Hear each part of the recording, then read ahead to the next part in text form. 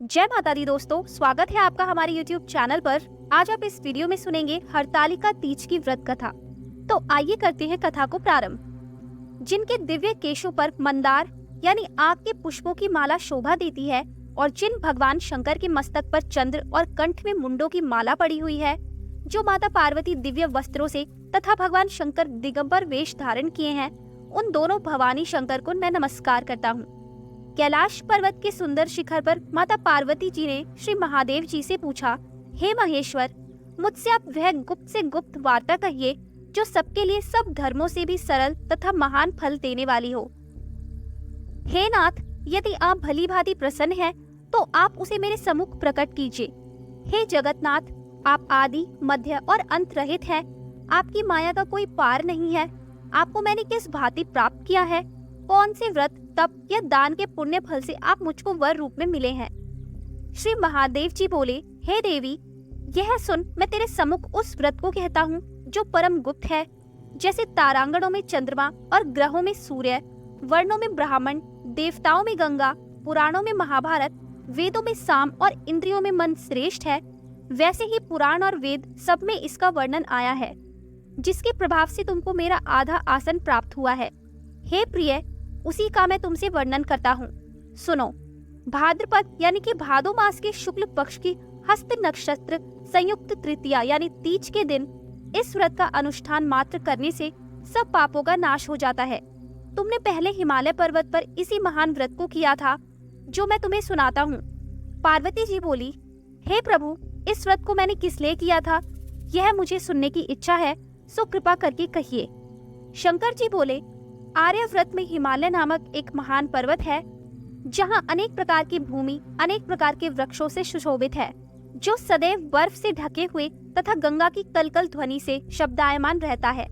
हे पार्वती जी, तुमने बाल्यकाल में उसी स्थान पर परम तप किया था और 12 वर्ष तक के महीने में जल में रहकर तथा बैशाख मास में अग्नि में प्रवेश करके तप किया।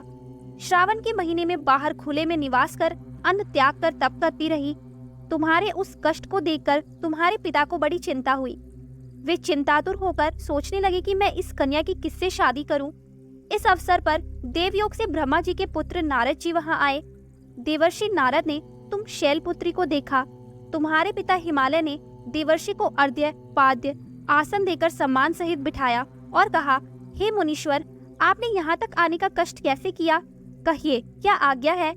नारद जी बोले, हे गिरिराज, मैं विष्णु भगवान का भेजा हुआ यहाँ आया हूँ। तुम मेरी बात सुनो। आप अपनी कन्या को उत्तम वर को दान करें।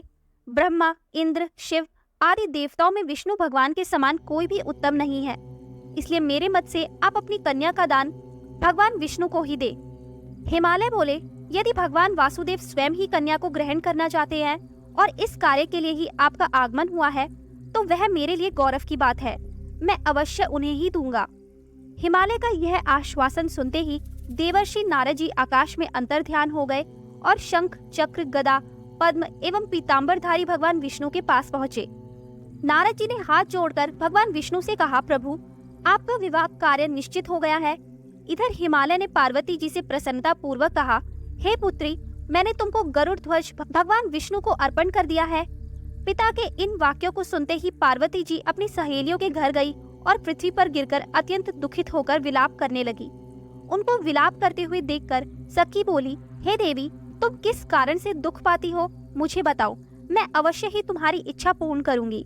पार्वती जी बोली, हे सखी, सुन, मेरी जो मन की अभिलाषा है वह मैं तुम्हें सुनाती हूँ।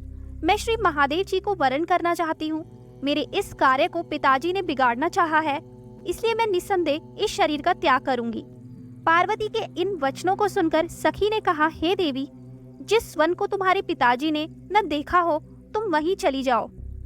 तब हे देवी पार्वती, तुम अपनी सखी का यह वचन सुन ऐसे ही वन को चली गई।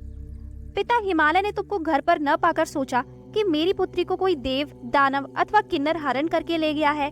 मैंने नारद जी को वचन दिया था कि मैं पुत्री का गरुड़ ध्वज भगवान विष्णु के साथ वरण करूंगा। हाय, अब यह कैसे पूरा होगा? ऐसा सोचकर वे बहुत चिंतातुर हो गए और मूर्छित हो पड़े।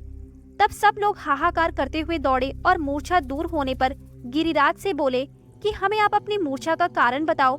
हिमालय बोले, मेरे दुख का कारण यह है कि मेरी रत्नारूपी कन्या को कोई हरण करके ले गया, या सर्प डस गया, किसी सिंह या व्याघ्र ने मार डाला है। वह न जाने कहाँ चली गई, या उसे किसी राक्षस ने मार डाला है। इस प्रकार कहकर गिरिराज दुखित होकर ऐसे कांपने लगे जैसे तीव्र वायु के चलने पर कोई वृक्ष कांपता है। तत्पश्चात हे पार्वती, तुम्हें गिरिराज साथियों सहित घने जंगल में ढूंढने निकले। सिंह, व्याघ्र, रीछ आदि हिंसक जंतुओं के कारण वन महाभयानक प्रतीत होता था। तुम भी सखी के साथ भयानक जंगल में घूमती हुई वन में एक नदी के तट पर एक गुफा में पहुंची। उस गुफा में तुम अपनी सखी के साथ प्रवेश कर गई, जहां तुम अन्न जल का त्याग करके बालू का लिंग बनाकर मेरी आराधना करती रही। उस समय पर भाद्रपद मास की हस्त नक्षत्र युक्त तृतीया के दिन तुमने मेरा विधि विधान से पूजन किया तथा रात्रि को गीत गायन करते हुए जागरण किया। तुम्हारे उस महाव्रत के प्रभाव से मेरा आसन डोलने लगा। मैं उसी स्थान पर आ गया जहाँ तुम और तुम्हारी सखी दोनों थी। मैंने आकर तुमसे कहा, हे वरानने, मैं तुमसे प्रसन्न हूँ, तुम मुझसे वरदान मांग। तब तुमने कहा कि हे देव, यदि आप मुझसे प्रसन्न हैं, तो आप महादेव जी ही मेरे पति हो। मैं तथास्तु ऐसा कहकर कैलाश पर्वत को चला गया और तुमने प्रभात होते ही मेरी उस बालू की प्रतिमा को नदी में विसर्जित कर दिया। हे शुभे, तुमने वहाँ अपनी सखी सहित व्रत का पारायण किया। इतने में तुम्हारे पिता हिमालय भी तुम्हें ढूंढते ढूंढते उसी घने वन में आ पहुँचे। उस समय उन्होंने नदी के तट पर 2 कन्याओं को देखा तो ये तुम्हारे पास आ गए और तुम्हें हृदय से लगाकर रोने लगे और बोले, बेटी, तुम इस सिंह व्याघ्रादि युक्त घने जंगल में क्यों चली आई? तुमने कहा, हे पिता, मैंने पहले ही अपना शरीर शंकर जी को समर्पित कर दिया था, किंतु आपने इसके विपरीत कार्य किया, इसलिए मैं वन में चली आई।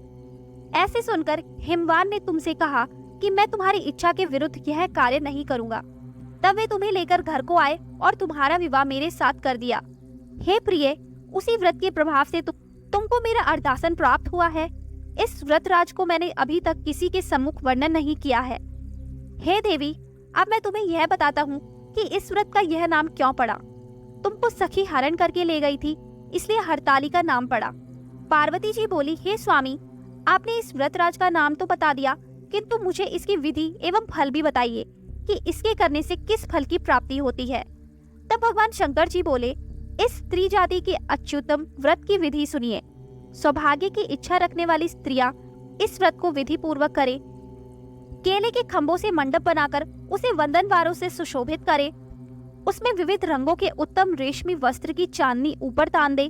चंदन आदि सुगंधित द्रव्यों का लेपन करके स्त्रियां एकत्र हो। शंख, भेरी, मृदंग आदि बजावे। विधि पूर्वक मंगलाचार करके श्री गौरी शंकर की बालू निर्मित प्रतिमा स्थापित करे। फिर भगवान शिव पार्वती जी का गंध, धूप, पुष्प आदि से विधि पूर्वक पूजन करे। अनेकों निवेदों का भोग लगावे और रात्रि को जागरण करे।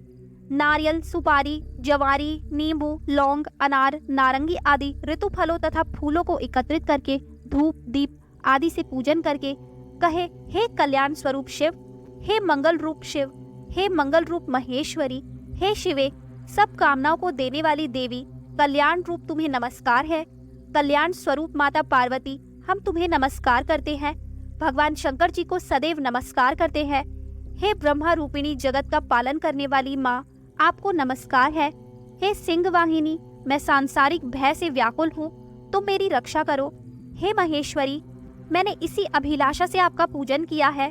हे पार्वती माता, आप मेरे ऊपर प्रसन्न होकर मुझे सुख और सौभाग्य प्रदान कीजिए। इस प्रकार के शब्दों द्वारा उमा सहित शंकर जी का पूजन करें। विधि पूर्वक कथा सुनकर गौ, वस्त्र, आभूषण आदि ब्राह्मणों को दान करे। इस प्रकार के व्रत करने वाले के सब पाप नष्ट हो जाते हैं। तो दोस्तों, ये थी हरतालिका तीज की व्रत कथा। आपको ये कथा कैसी लगी हमें कमेंट करके जरूर बताएं। अच्छी लगी हो तो हमारे चैनल को सब्सक्राइब करें और शेयर करना ना भूलें।